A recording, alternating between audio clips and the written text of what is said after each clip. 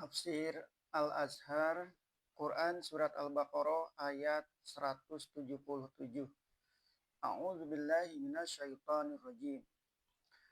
Laisal birra an tuwallu wujuhakum qibalal masyriqi wal maghrib walakinnal birra man amana billahi wal yaumil akhiri wal malaikati wal kitabi wan nabiyyin wa atal mala ala hubbihi zawil qurba wal yatama wal masakina wa ibnas sabili was sailina wa firiqab wa aqamas salata wa ataz zakata wal mufuna bi ahdihim idza ahadu was sabirina fil ba'sa'i wad dara'i wa hinal ba's ulaika alladziina shadaqu wa ulaika humul muttaqun. Dahulu telah dijelaskan benar-benar bahwasanya kemana saja pun kita menghadapkan muka, di sanalah ada wajah Allah. Penentuan arah kiblat bukanlah berarti bahwa di tempat yang dijadikan kiblat itu bersemayam Allah. Kiblat sekedar penyatuan arah seluruh orang yang sholat. Tandanya mereka mengikuti satu disiplin.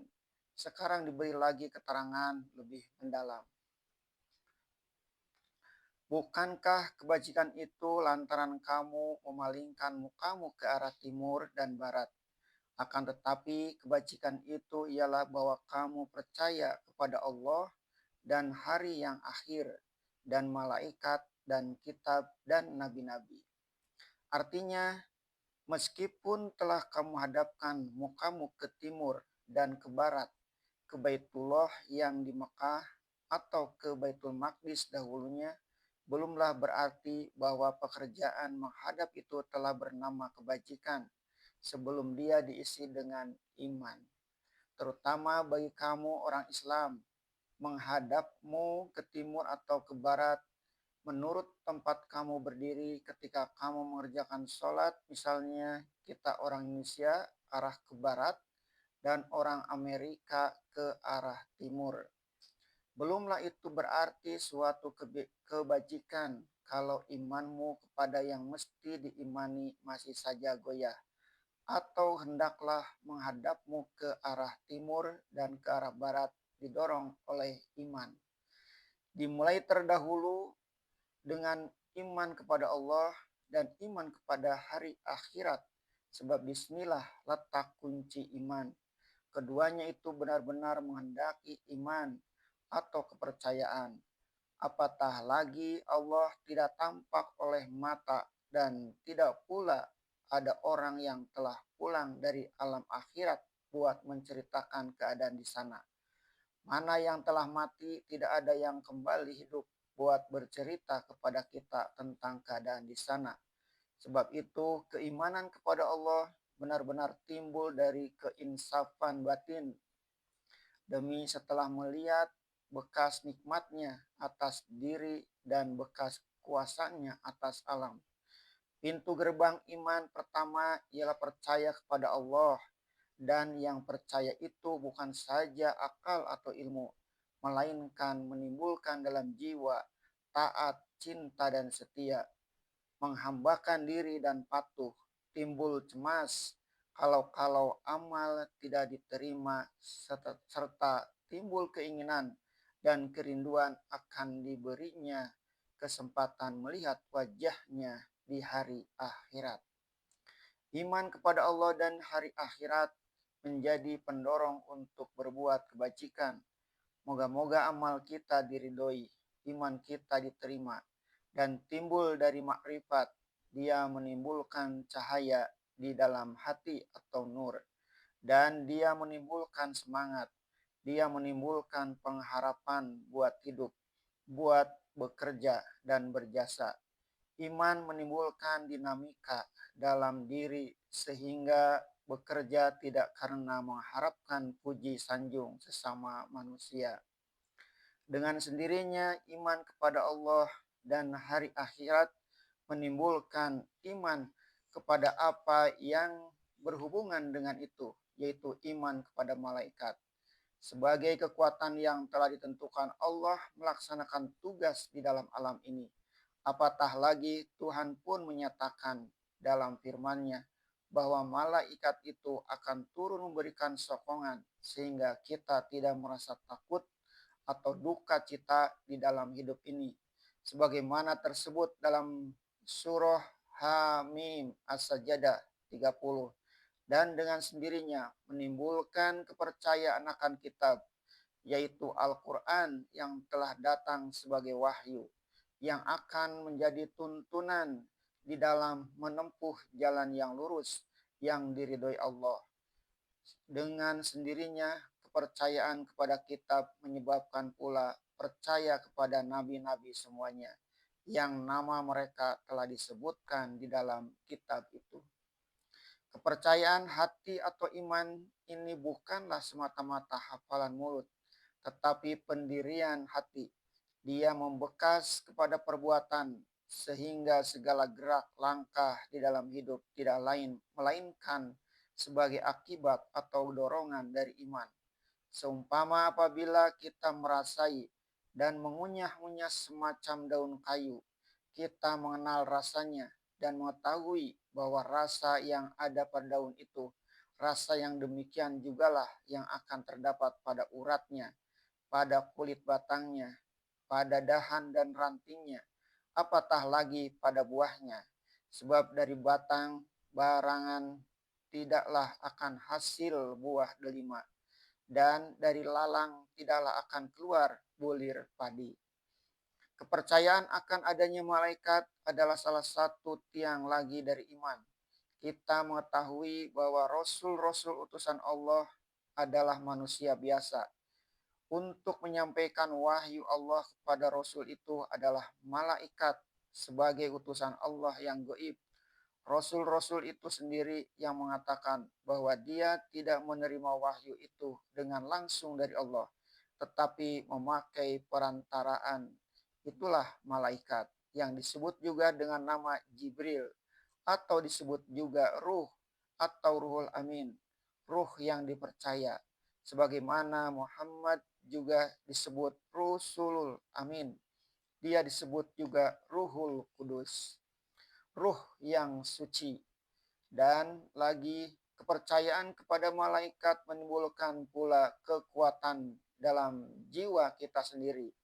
Beberapa ayat di dalam Al-Quran menyatakan bahwa kepada manusia yang teguh imannya, kukuh pendiriannya di dalam percaya Allah, akan turun malaikat sehingga bertambah kekuatan semangatnya menghadapi segala perjuangan hidup, meskipun malaikat yang turun ke dalam diri umat yang beriman itu tidaklah sama dengan Jibril yang turun kepada nabi-nabi dan rasul-rasul. Apakah hakikat malaikat itu? Tuhan sendirilah yang tahu. Akan tetapi apabila kita selidiki peraturan dan perjalanan alam ini secara ilmiah, terutamalah tentang perseimbangan kekuatan dalam alam, perseimbangan daya berat, sehingga bintang-bintang yang berjuta-juta di atas lapangan cakrawala luas ini tidak pernah terjatuh atau kacau. Dapatlah kita yakini tentang adanya daya-daya dan tenaga gaib untuk mengatur jalannya. Ini pun dapat kita beri nama dalam bahasa agama, yaitu malaikat.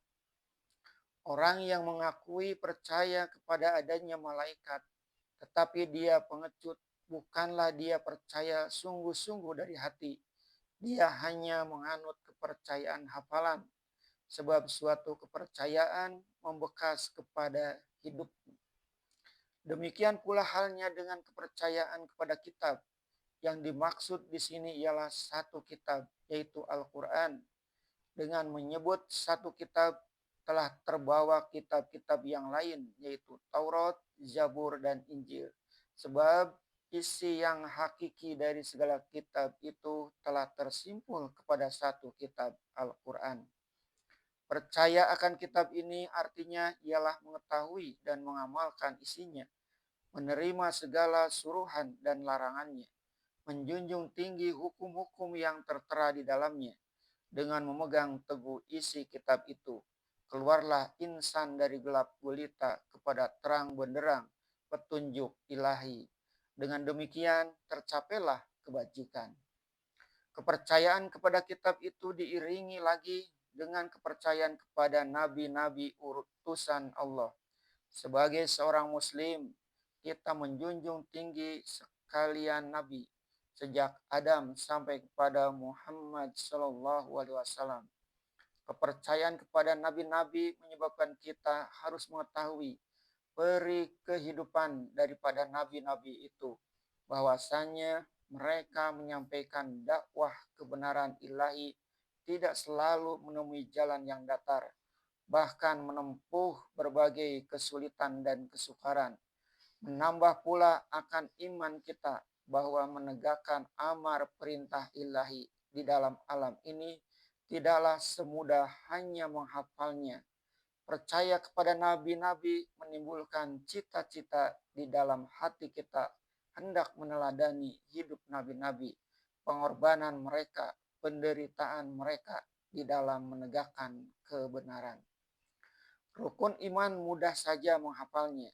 Meski demikian, dengan telah menghafal rukun iman belumlah berarti bahwa orang telah beriman. Iman itu bisa naik dan bertambah-tambah, tidak ada batas. Dan bisa juga menurun derajatnya dan hilang sama sekali. Iman adalah perjuangan hidup, sebab akibat dari iman ialah kesanggupan memikul cobaan. Tidak ada iman yang lepas dari cobaan. Itu kelak akan kita temui dalam penafsiran ayat-ayat pertama dari surah Al-Ankabut, surat ke-29. Lanjutan ayat ialah ujian yang pertama dari iman dan memberikan harta atas cinta kepadanya. Inilah ujian yang pertama dari iman yang tersebut tadi. Ujian untuk menyempurnakan kebajikan. Mencintai harta adalah naluri manusia. Pada pokok asalnya manusia itu telah dijadikan Allah dalam keadaan loba, akan mengumpul harta banyak-banyak dan kikir sekali buat mengeluarkannya kembali. Ini ditegaskan Tuhan di dalam surah Al-Ma'arij 19. Maka kalau iman tidak ada, manusia ini akan diperbudak oleh harta karena nalurinya itu. Oleh sebab itu, menurut penafsiran dari Abdullah bin Mas'ud, banyak orang memberikan harta benda, berderma, berkorban, tetapi di dalam hati kecilnya terselip rasa bakhil karena dia ingin hidup dan dia takut akan kekurangan. Menurut riwayat dari Al-Baihaqi, pernah seorang sahabat Rasulullah menanyakan tentang memberikan harta di dalam hal sangat cinta kepadanya. Sedangkan tiap-tiap kami ini memang mencintai harta benda kami. Rasulullah Shallallahu Alaihi Wasallam menjawab, memang kamu berikan, tetapi ketika kamu memberikan itu, hati kamu sendiri berkata, bagaimana kalau umur panjang? Bagaimana kalau kita jatuh miskin? Oleh sebab itu, bakhil adalah dasar jiwa manusia. Yang akan memerangi rasa bakhil itu tidak lain hanyalah iman. Ada kepercayaan dalam hati bahwa harta yang dikeluarkan itu pasti akan datang gantinya. Sebab harta yang telah ada itu pun dahulunya tidak ada pada kita. Disebutkan pula kemana saja harta yang amat dikasihi itu hendak diberikan. Pertama-tama disebut kepada keluarga yang hampir. Di sini kita bertemu lagi kehalusan Al-Quran di dalam membimbing jiwa manusia menempuh jalan kebajikan. Sesudah dibuka rahasia hati manusia bahwa sebenarnya di dalam hati kecilnya manusia itu terlalu sayang untuk mengeluarkan harta yang amat dicintainya itu, yang telah dikumpulkannya dengan susah payah.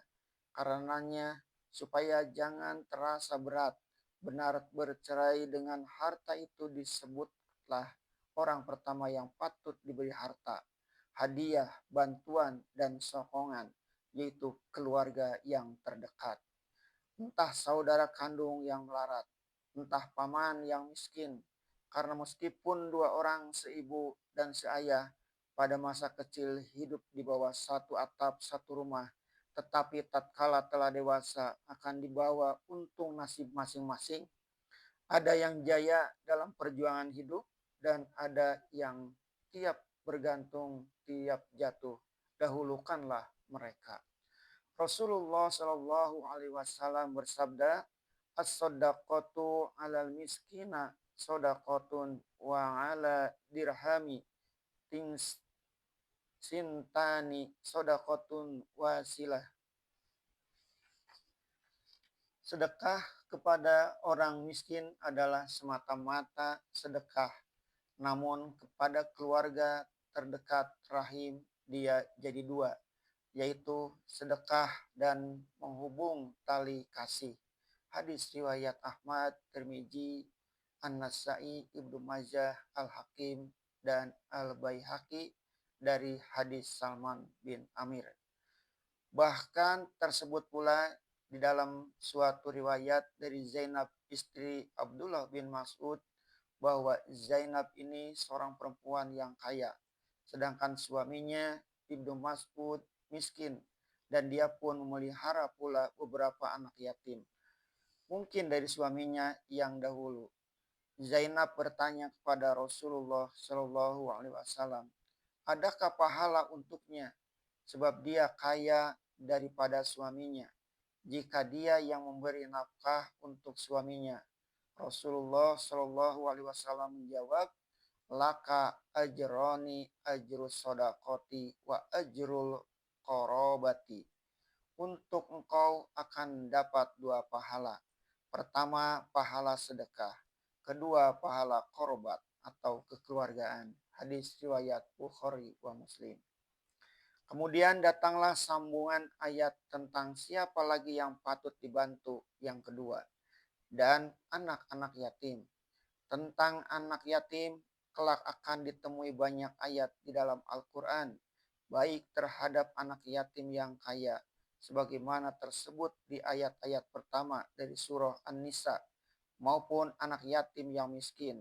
Sampai Nabi pun pernah bersabda bahwa satu rumah tangga yang bahagia ialah rumah tangga yang memelihara anak yatim dengan baik.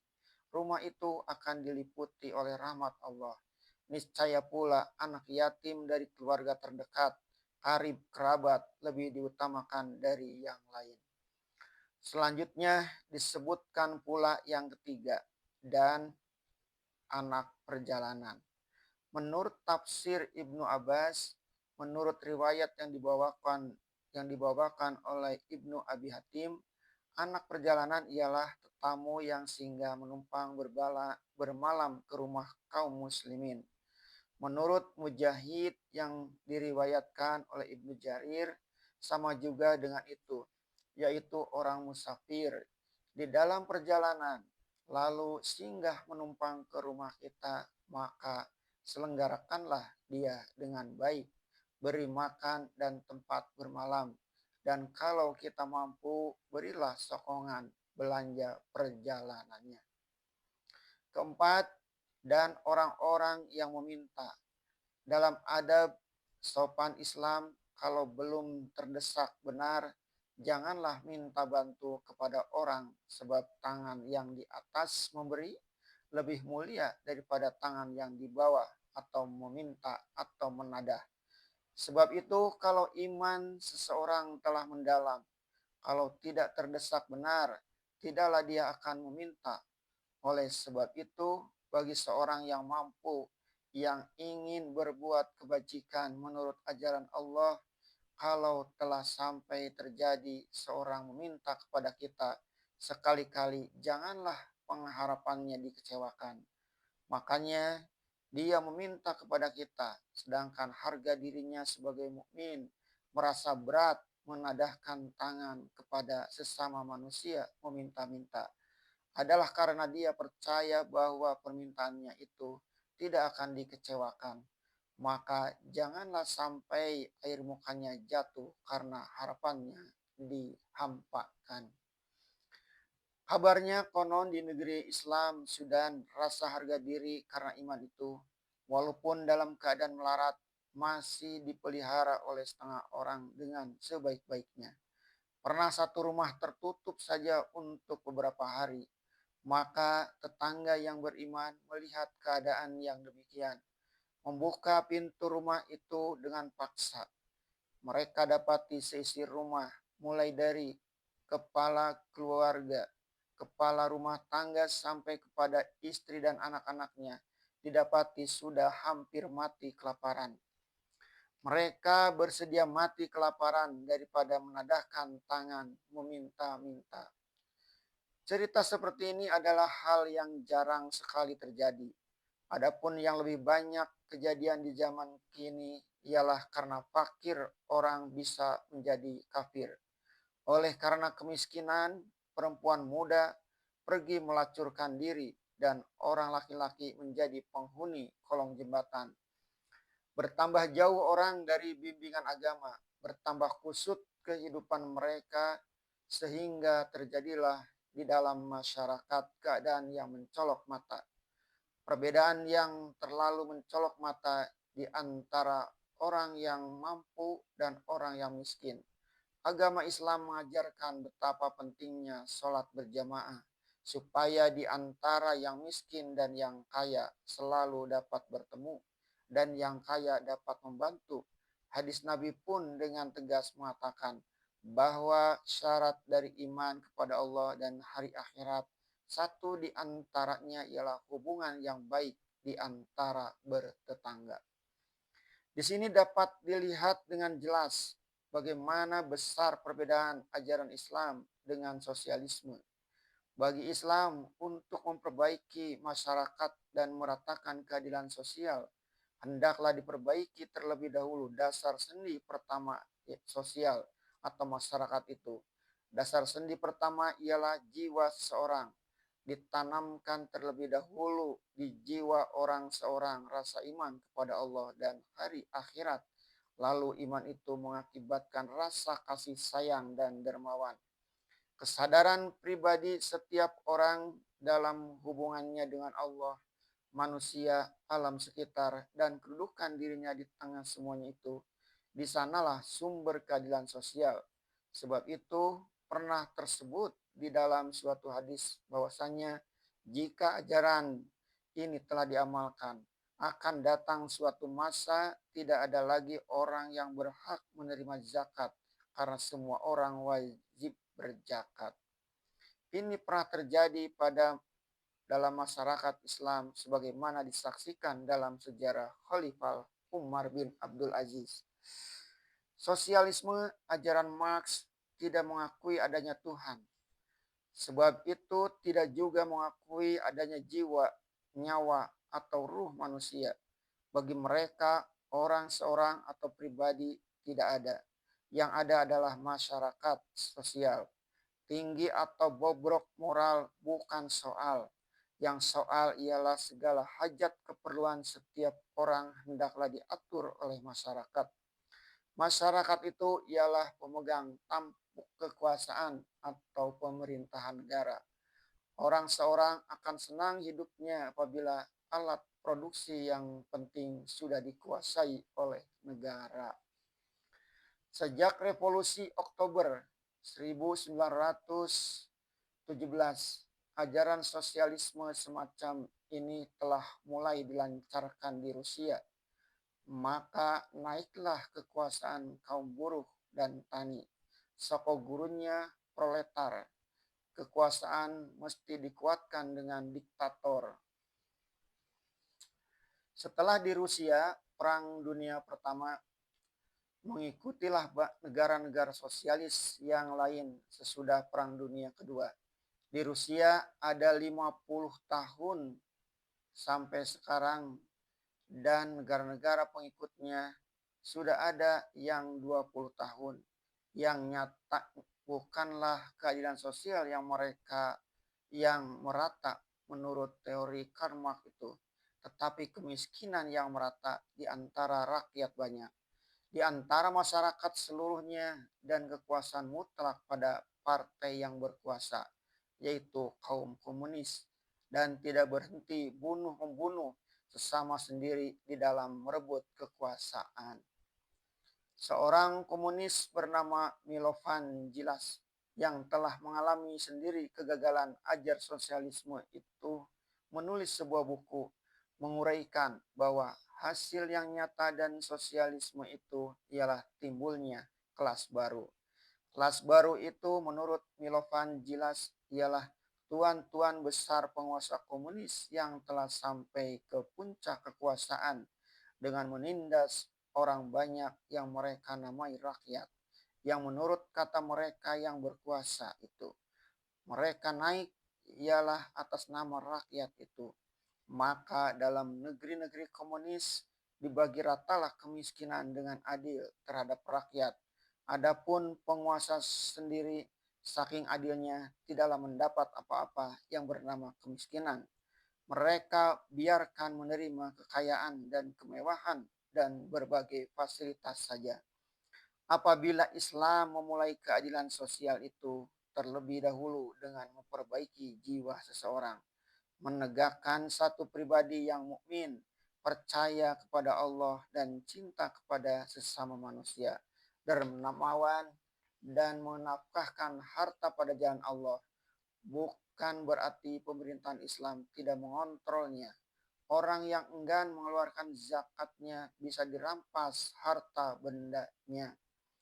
Ibnu Hazm, mujtahid Andalusia yang besar dan salah seorang pemuka dari mazhab Zahiri mengeluarkan fatwa bahwa apabila seorang terdapat mati kelaparan di dalam kampung Islam, Imamul A'zam, penguasa negara tertinggi, harus menyelidiki seisi kampung. Apa sebabnya ada orang mati kelaparan di sana? Diselidiki siapa tetangganya, siapa keluarga terdekat yang harus bertanggung jawab. Kalau tidak dapat juga dicari, seluruh isi kampung dikenakan denda diat, yaitu ganti nyawa. Paham Ibnu Hazm ini tidak dibantah oleh mujtahid yang lain. Ijtihad Ibnu Hazm ini pun sudahlah satu dasar pemikiran keadilan sosial dalam Islam. Kelima, dan penebus hamba sahaya. Sebagaimana telah kita maklumi di dalam sejarah manusia hidup dalam dunia ini, sejak beribu-ribu tahun telah terjadi ada manusia yang dirampas kemerdekaannya. Lalu mereka itu disebut budak atau hamba sahaya. Perbudakan pada zaman purbakala itu terjadi karena adanya peperangan, penaklukan suatu negeri, penyerangan yang menang menjadikan penduduk negeri yang ditaklukkan itu menjadi budak. Dan ada juga di zaman purbakala perbudakan timbul oleh karena seseorang terlalu banyak dan besar utangnya kepada seseorang yang kaya, lalu dia menyerahkan diri buat diperbudak sebagai pembayar utangnya. Oleh sebab itu, Nabi Muhammad SAW ketika diutus Allah membawa ajaran Islam telah mendapati perbudakan itu. Padahal pada hakikatnya ajaran Islam yang berdasar tauhid dan kasih sayang sesama manusia itu tidaklah menyukai perbudakan. Tidaklah masuk di akal kalau agama yang suci menyukai pemerasan tenaga manusia oleh sesama manusia. Oleh sebab itu, memberantas perbudakan dan mengembalikan kemerdekaan manusia adalah salah satu maksud utama dari Islam.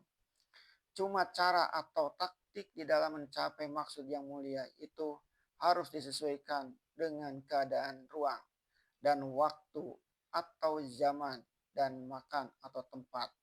Di zaman Rasulullah SAW, perbudakan itu ada dalam seluruh masyarakat, ada dalam seluruh bangsa, diterima sebagai suatu kenyataan, sebab peperangan tidak berhenti-henti. Sejak sebelum Nabi SAW diutus telah terjadi peperangan yang tidak putus-putus di antara bangsa Romawi dan bangsa Persia. Dan lantaran itu terjadi tawan-menawan, memperbudak atau diperbudak. Islam sendiri pun mengalami demikian. Dia berperang dengan musuh-musuhnya. Dia memerangi dan diperangi. Dia menawan dan ditawan. Maka kalau Nabi Muhammad SAW menghapuskan perbudakan secara langsung di waktu itu dengan tindakan sepihak, tentu merugikan Islam. Tidak masuk di pikiran sehat kalau musuh yang ditawan dibebaskan saja. Padahal pihak kita yang ditawan musuh tidak akan mereka lepas. Oleh sebab itu, anjuran kebajikan yang dapat dilakukan pada zaman itu ialah menganjurkan kepada yang empunya budak agar memerdekakan budaknya. Memerdekakan budak adalah termasuk budi dan akhlak tertinggi dalam Islam. Nanti pada ayat-ayat yang lain selanjutnya akan didapat keterangan-keterangan yang lebih panjang tentang memerdekakan budak. Banyak perbuatan salah menurut hukum didenda dengan memerdekakan budak. Seumpama menebus sumpah surah Al-Maidah 89. Kafaroh dengan jihar, yaitu menyerupakan punggung istri dengan punggung ibu sehingga istri tidak dapat dipergauli lagi. Surah Al-Maidah ayat 3. Kafaroh membunuh dengan tidak sengaja dan kesilapan. Surah An-Nisa 92. Baik yang terbunuh itu sesama orang Islam maupun orang yang bukan Islam, atau denda mereka terlanjur bersetubuh dengan istri di siang hari bulan puasa. Menurut hadis sahih dan sebagainya, semua itu denda dengan memerdekakan budak. Adapun dalam ayat ini bukanlah denda, tetapi anjuran mempertinggi perbuatan kebajikan dengan menyediakan harta untuk memerdekakan budak. Ada namanya budak yang muqotab, yaitu seorang budak mengikat janji kontrak dengan tuan yang menguasainya, bahwa kalau dia dapat mengganti kerugian tuannya itu dengan membayar sekian, dia akan dimerdekakan. Maka kalau ada seorang mukmin yang mampu lalu mendengar berita itu, hendaklah dia menyediakan harta bendanya untuk membantu budak itu. Budak mukotab berhak menerima zakat, atau membeli seorang budak lalu memerdekakannya, ataupun memberi hadiah kemerdekaan kepada seorang hamba sahaya, kepada seorang hamba sahaya sendiri, lalu karena jasa-jasanya yang telah diperbuatnya. Seorang budak perempuan bahkan boleh dibayar mas kawin atau maharnya dengan menghadiahkan kemerdekaan kepadanya, sehingga dengan pemberian kemerdekaan itu, si tuan yang telah menjadi suami itu tidak usah membayar mahar lagi. Kemerdekaan adalah hadiah yang paling tinggi. Secara resminya, sejak 100 tahun yang akhir ini tidak ada perbudakan lagi karena telah dihapuskan menurut undang-undang bangsa-bangsa. Akan tetapi peperangan-peperangan masih berlaku. Tetapi budak masih ada. Tawan-tawanan perang masih diserahkan menjadi budak sebagaimana yang dilakukan Rusia terhadap beribu tawanan perang Jepang yang dikirim ke Siberia. Sebab itu perbudakan belum hilang meskipun coraknya telah lain. Lantaran itu perjuangan bangsa-bangsa menuntut kemerdekaan manusia atau bangsa-bangsa dari penjajahan, termasuklah kebajikan yang tertinggi jua adanya. Setelah diterangkan dasar-dasar pada jiwa yang harus terlebih dahulu ditanamkan, barulah lanjutan ayat berikutnya yang ke-6, dan mendirikan sholat. Tegas di dalam ayat ini bahwasanya sholat bukanlah semata-mata dikerjakan, melainkan didirikan. Artinya timbul dari dasar iman dan kesabaran. Tidaklah lagi orang merasa keberatan mendirikan sholat itu, karena dia telah ditimbul daripada iman kepada Allah dan kasih sayang kepada sesama manusia. Tidak lagi Sholat karena semata-mata menghadap muka atau beralih paling ke pihak timur atau pihak barat. Tidak lagi sholat karena turut-turutan atau tunggang-tunggik ke atas ke bawah, berdiri, sujud, duduk, dan sebagainya. Padahal kosong dari iman. Niscaya sholatnya itu menghadap kiblat. Itu sudah terang. Akan tetapi karena iman dan kasih sayang sudah terhujam dalam jiwanya, bukan saja lagi mukanya yang dihadapkan kepada kiblat, melainkan batinnya yang terlebih dahulu dihadapkannya kepada Allah, sebagaimana dinyatakan di dalam doa pembuka salat. Wajjahtu wajhiya lilladzi fataras samawati wal ardo hanifam muslima wa ma ana minal musyrikin. Aku hadapkan wajahku kepada Dia yang menciptakan semua langit dan bumi, muka yang lurus lagi menyerah, dan tidaklah aku termasuk orang-orang yang mempersekutukan yang lain dengan Allah.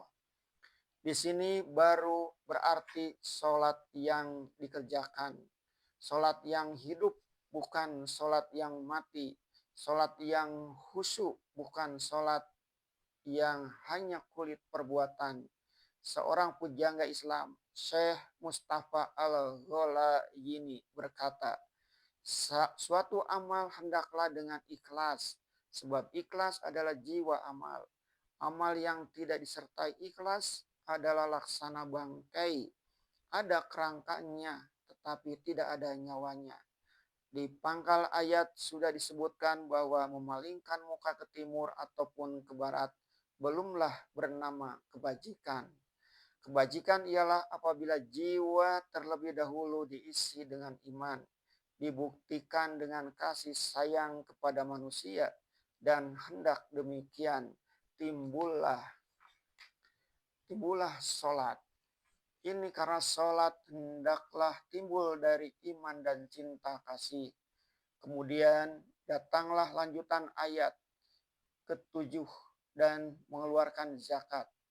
Jaranglah terpisah di antara mendirikan sholat dan mengeluarkan zakat. Terlalu banyak kita bertemu dengan ayat yang kembar itu, sholat dan zakat. Ini karena sholat adalah tanda kepatuhan kepada Allah, sedangkan zakat adalah kasih sayang dalam masyarakat. Tadi sebelum menerangkan bahwa iman yang kukuh itu menimbulkan sholat yang khusyuk, terlebih dahulu diterangkan betapa besarnya pengaruh iman untuk menimbulkan kasih sayang kepada sesama manusia. Sehingga hati lapang dan hati pemurah mengeluarkan harta yang dicintai untuk membantu keluarga dan fakir miskin serta anak yatim dan seterusnya. Sekarang setelah selesai menerangkan kepentingan mendirikan sholat sebagai bukti iman, diulang pula sekali lagi yaitu mengeluarkan zakat. Sekali lagi disebut kemurahan hati mengeluarkan harta yang dicintai. Ada agaknya orang yang akan bertanya, apa perlunya lagi menyebutkan mengeluarkan zakat? Padahal tadi di atas sudah dijelaskan bahwa alamat kebajikan ialah kemurahan hati mengeluarkan harta yang dicintai. Jawabnya ialah bahwasanya ini bukan kata berulang. Mengeluarkan harta yang amat dicintai untuk membantu keluarga terdekat dan fakir miskin tidaklah bergantung pada zakat saja. Orang yang beriman, yang berbuat kebajikan, akan senantiasa mengeluarkan harta yang dicintainya guna membantu orang yang melarat, walaupun dia tidak wajib berzakat, karena syarat-syarat untuk berzakat, karena nisab harta dan bilangan setahun belum cukup. Mengeluarkan zakat tiap tahun adalah minimum, ukuran paling rendah. Zakat adalah kewajiban tertentu tiap tahun, kewajiban rutin. Akan tetapi banyak lagi pintu lain di luar zakat yang timbul dari hati yang dermawan. Ada sedekah tatawu, sedekah sukarela, sedekah sukarela yang tidak wajib menurut hukum fikih. tetapi wajib menurut perasaan halus budiman. Ada orang yang membagi sepiring nasi yang sedianya akan dimakannya sendiri untuk fakir miskin yang mengharapkan bantuannya. Ada sedekah yang bernama hadiah, bernama hibah, bernama ihsan, dan ada yang bernama wakaf. Semuanya itu adalah dalam golongan mengeluarkan harta yang dicintai tadi. Orang Islam wajib mengeluarkan zakat fitrah ketika puasa Ramadan telah selesai dikerjakan. Banyaknya hanya sekitar 3/4 liter atau 2,5 kilo beras. Meski demikian, tidak ada halangan, malahan dianjurkan berfitrah 1 karung beras. Dari deretan dua kata senapas yaitu mendirikan sholat dan mengeluarkan zakat, kita telah dapat intisari dari ayat ini. Di pangkal ayat dikatakan bahwa semata-mata memalingkan muka ke timur atau ke barat. Artinya semata-mata hanya sholat tunggak tungging. Belum tentu seseorang berbuat baik. Dengan datangnya lanjutan ayat menyebut mendirikan sholat, sekali lagi menjadi jelas bahwa sholat tetap wajib, khususnya sholat 5 waktu, sebagai hasil dari iman. Kalau iman telah mendalam, dengan sendirinya orang tidak merasa puas hanya dengan sholat 5 waktu. Orang pun hendak mengiringinya dengan sholat nawafil, sholat sunnah. Dan dengan datangnya kata mengeluarkan zakat, ternyata pula bahwasanya mengeluarkan harta yang dicintai dengan sukarela belumlah cukup. Hendaklah dia dipandang sebagai kewajiban yang berdosa kalau tidak dikeluarkan. Kalau tidak akan sanggup mengeluarkan banyak, tetapi sekedar yang wajib karena nisabnya dan tahunnya telah sampai, hendaklah dikeluarkan.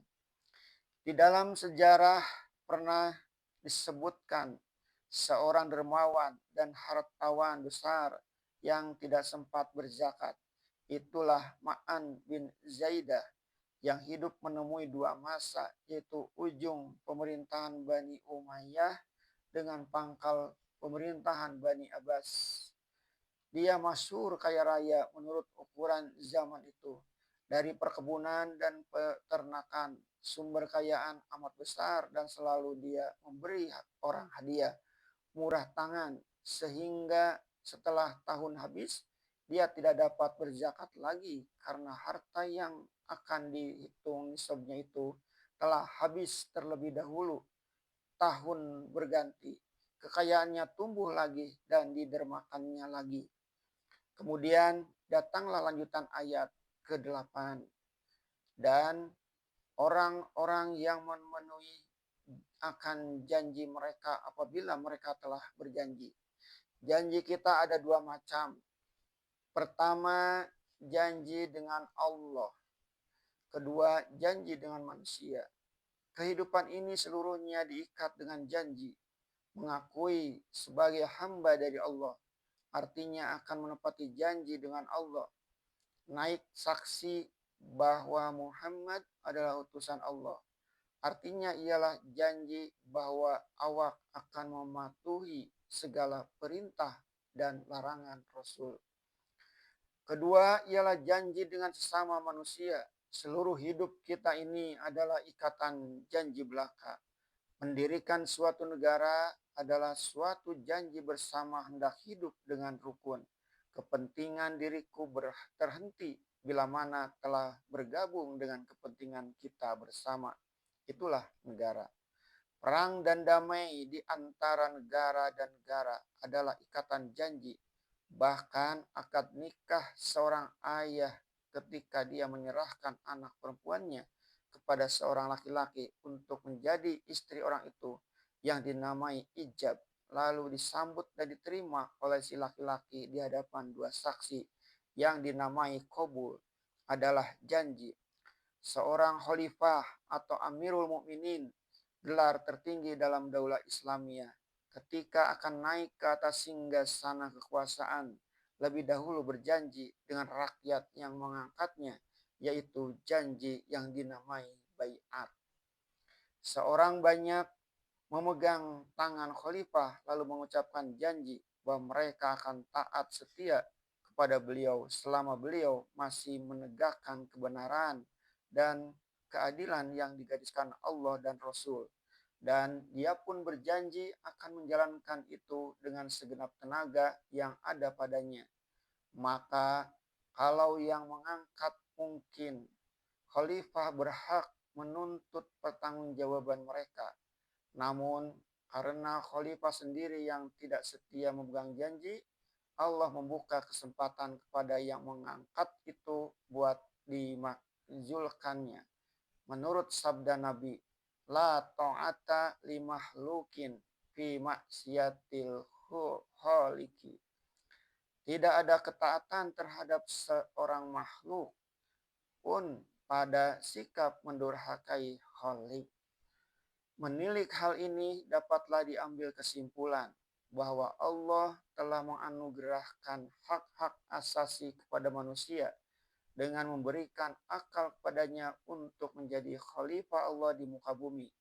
Lalu manusia memilih suatu pemerintahan yang mereka sukai.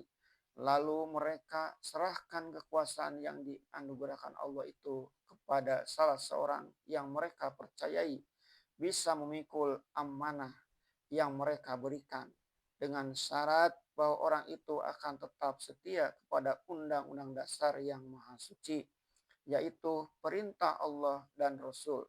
Setelah orang itu menyerahkan kesediaannya, dia pun dibaiat.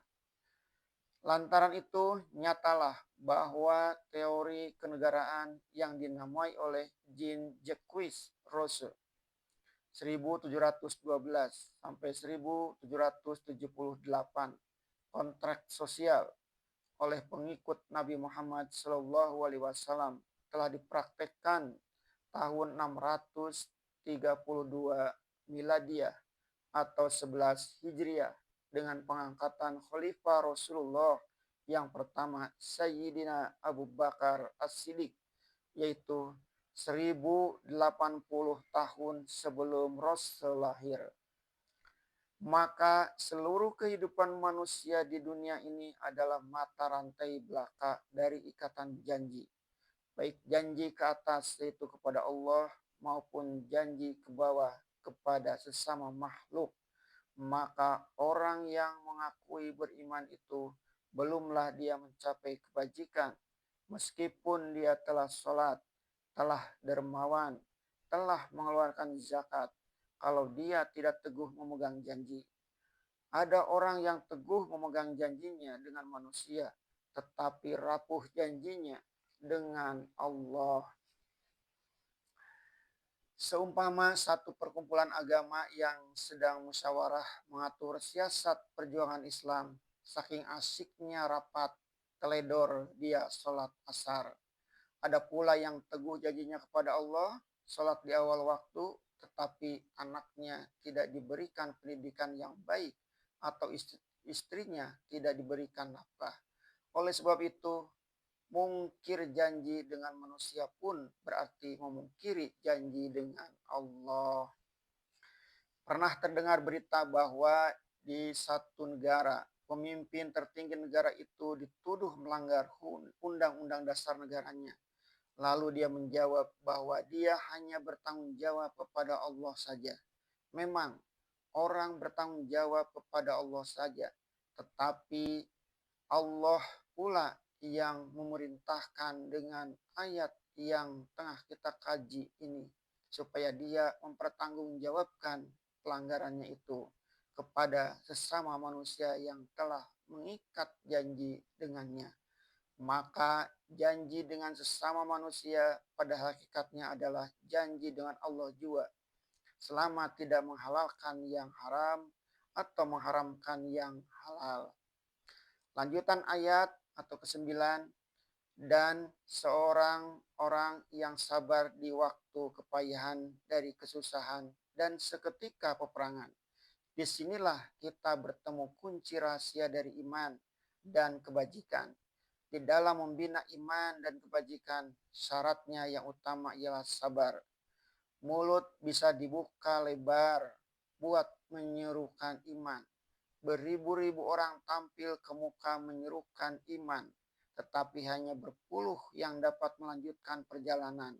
Sebagian besar jatuh tersungkur di tengah jalan karena tidak tahan menderita karena tidak sabar. Di sini disebutlah ujian pertama, ialah kepayahan, termasuk di dalamnya kemiskinan dan serba kekurangan, kurang sandang, kurang pangan, kekurangan alat untuk berjuang, kekurangan belanja untuk mengatasi kesulitan. Kadang-kadang bagai gunung kesulitan yang ditempuh, tetapi kita mesti terus menegakkan iman. Kesulitan dan gerintangan kedua ialah kesusahan. Kesusahan ialah lantaran penyakit, baik penyakit rohani, apatah lagi karena penyakit jasmani.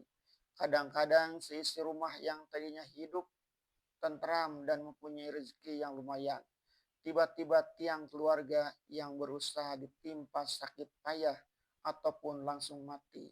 Rencana semuanya jadi gagal. Kesulitan yang ketiga ialah kesulitan yang dihadapi ketika peperangan. Susunan hidup yang lama berubah sama sekali. Dahulu kita jarang merasai itu. Akan tetapi setelah sejak 1939 ketika bangsa Belanda mulai berperang sampai 1942 tentara Jepang merebut kuasa di negeri kita. Kemudian perjuangan kemerdekaan pada 1945 sampai pada perjuangan selanjutnya, kita telah mengerti apa artinya suasana perang. Berapa banyaknya manusia yang jatuh imannya karena tidak sabar. Berapa banyaknya timbul apa yang dinamai orang kaya baru. Menangguk harta dari jalan yang tidak halal. Mengambil keuntungan dari kesusahan orang lain. Berapa banyaknya orang yang runtuh iman, hancur pendirian, dan hilang lenyap nilai sebagai manusia. Maka orang yang tidak sabar menghadapi serba-serbi kesusahan itu, tidaklah mereka akan mengerti apa yang dinamai kebajikan. Di dalam saat susah itulah iman diuji. Orang yang beriman berpandangan jauh. Mereka mempunyai kepercayaan bahwa keadaan tidak akan selalu begitu-begitu saja. Sesudah susah mestilah akan timbul kemudahan. Iman bahkan mengajarkan bahwa di dalam susah itu selalu terdapat kemudahan. Tidak ada dalam dunia satu saat pun yang hanya semata susah ataupun semata mudah. Pedoman kesusahan dan kemudahan tidaklah terletak di luar, melainkan di dalam diri kita sendiri. Lantaran itu, dapatlah dikatakan bahwasanya jalan kebajikan yang telah digariskan dalam ayat, yaitu sejak dari iman kepada Allah dan hari akhirat, kepada malaikat dan kitab serta nabi-nabi, sampai